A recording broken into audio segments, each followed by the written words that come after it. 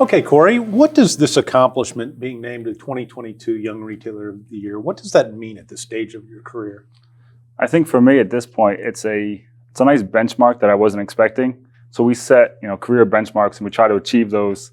And sometimes we forget some of the positive externalities that, the people around us, how that benefits those, your employees, as the business succeeds, so do the employees. Our vendors do well as our sales increase, and obviously we're buying more product. So we set all these benchmarks, and there's so many positives that influence that people around you that they see. And for me, it's kind of a reminder that obviously the gentleman who nominated me saw enough of something that was willing to make that nomination. So nothing we expect. So it's a nice little kind of feather in the hat, and kind of drives home that you just got to keep working at it. And you never really reach all your goals. So you just got to keep hammering away and moving forward. That's right. So this wasn't your first career choice, was it? So what did you start out doing, and then what brought you into this industry? So similar, I started off in the construction industry. Actually found myself down in Central America building houses for a few years after high school. So far from it was I thought I'd be behind the counter at a retail store. And just the way the market turned in 2008, it kind of presented itself a unique opportunity. I was back here in the States, and I walked into the hardware store that I used to work at, in high school, and the owners, remembered my work ethic and remembered me working for him, and kind of pulled me aside one afternoon and kind of made a proposition that, that was when Lowe's and the Home Depots were coming into the world and kind of taking our market share, and the store had some flatline sales for a few years. So he said, "Hey, help me build this business up, and I'll take you along for the ride." And this was Jeff, right? This was Jeff, yeah. Okay. Yeah. Who now my business partner. Yeah. So good. And here you are today. And here I am today. So, Cory, the three pillars of this award are career accomplishments, community involvement, and hardware education. So let's take those one at a time. What stands out in your mind as your greatest career accomplishment so far, and who helped you accomplish it?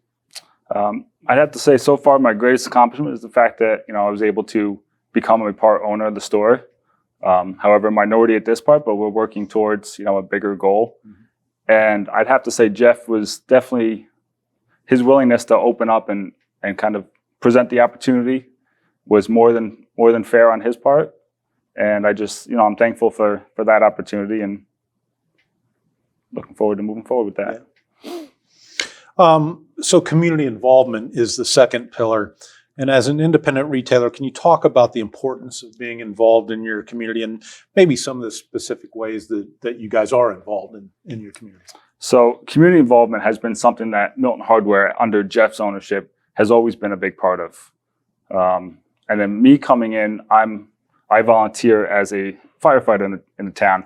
So for me, community involvement's always been big on my heart. I think it's important.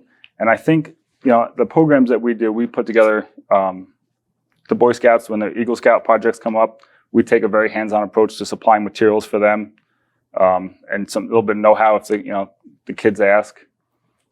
We do some fundraising events for local children's hospitals. So together, Jeff and I make a very good team, because we both have that willingness and that wanting to help the community.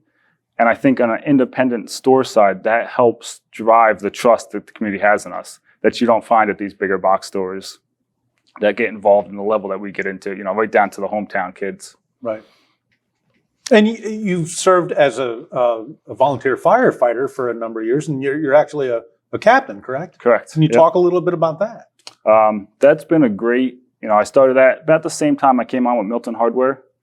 And that's, as far as development, personal development, it's taught me great things about, leading teams, deadlines, getting things done, all things that I was able to take into my retail experience and really help build, that leadership type program, and that whole lead by example. It's kind of where I like to define myself. Mm-hmm. I never ask anybody to do something that I myself wouldn't be willing to do. And I think that kind of builds a level of trust, and it correlates directly onto the sales floor. Yeah. And then the third pillar is ongoing education. Can you talk a little bit about how you've continued your own hardware education and how you promote ongoing learning with your staff members? So when I came into the hardware on the retail side, obviously I had my construction background, so I had some product knowledge there, but I was very green as far as sales tactics and how to sell an item to a contractor who's maybe didn't know if he wanted to go with this product or another. So that I really had to rely on. Steel has some great programs. We're a steel vendor, Steel Power Products. Benjamin Moore has some great portals. And we've taken advantage. We've had them come into the store as well to teach our staff, our team, to really just, customers nowadays, they really want to see that product knowledge because they're trusting in us with their project. So they want the answers. And if you can deliver them confidently and correctly, it just keeps them coming back because they know, hey, I got a guy over at Milton Hardware and he's going to help me out with this project. And I think that's what really helps us stand out. So obviously the last couple of years has been crazy with the pandemic. Can you talk about what some of the lessons that you've learned over the last 2 years have been? So obviously we all know product availability and just the market has been very tough as far as getting resources and supplies. So to backtrack quickly, we just recently switched over from a pen and paper ordering system to a fully integrated inventoried the store, located everything, counted everything, and the store now generates our orders on a weekly basis. And it was working flawlessly for about a year, and then COVID came along. So we kind of learned you just have to be very fluid and willing to look quickly, and maybe they don't have this 3M product I'm looking for, but you know what? This other vendor has it temporarily, and maybe I'll switch to that. And just using the technology that we're paying for on these point of sales, really utilizing that to help us with these temporary shifts of product lines and availability. So in your opinion, Cory, what are some of the biggest opportunities that we have as independent retailers? I think right now we are in a good position. I think the generations that are coming up are fed up with large retailers. They like that personal hometown feel, that touch, that service that goes above and beyond. And I mean, if you look at the Google reviews on a lot of these smaller businesses, they're filled with people who love the service. Yeah. And I think that's going to come full circle now. If people move away from those bigger retailers back into the independents, I think we have an opportunity to capitalize on that. So how about your goals for the future as well as the goals for the company? Obviously, we took a big expansion recently into building supplies. Mm-hmm. That was our latest addition. It's been about 4 years now, and we're really seeing that come to fruition with local builders and larger scale projects. So I think short term, we really want to firm that up. We're looking to put additional buildings up, additional inventory on the ground to service those needs. So I think that short term, we want to be able to capture those types of projects while maintaining our smaller, home business, because we need that mix of margins and long term, obviously, I'd like to continue to move forward into ownership. And as Jeff looks to retire, in the future here shortly, I would like to be able to move into that position and kind of take over operations. So, Cory, what do you love most about this business, and what advice would you give to another young person thinking about embarking on a career in home improvement retailing?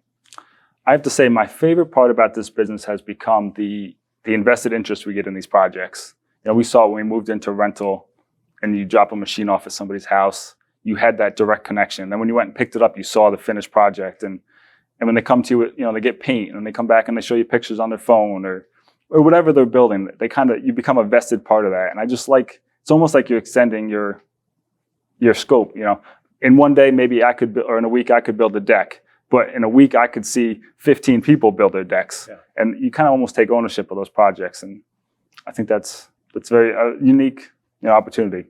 How about advice that you would give to a young person thinking about this as a career? What I've learned over the years is that there are a lot of people in this industry that want to share knowledge. They're very excited about it. And it's to soak that up like a sponge because there's so much information out there. And these guys have been doing it for so long that you can avoid a lot of mistakes and mishaps just by heeding some of their advice and really listening to them. And I have to say, props to the people. It shows the type of people that are in this industry. They're just their willingness to want to learn, or teach, I should say. What can we, as your trade association, do to help you continue to succeed?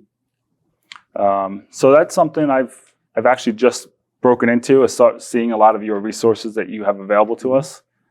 It's more extensive than I think I even thought.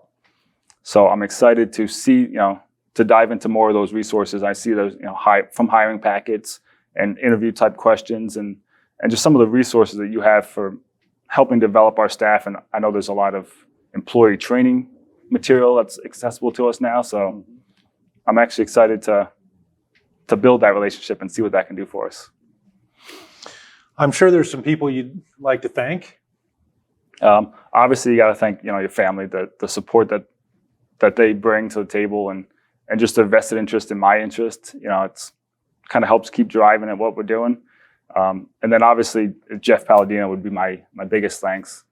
The opportunity he's given me and the knowledge he's brought me up to speed as far as being a sharp retailer.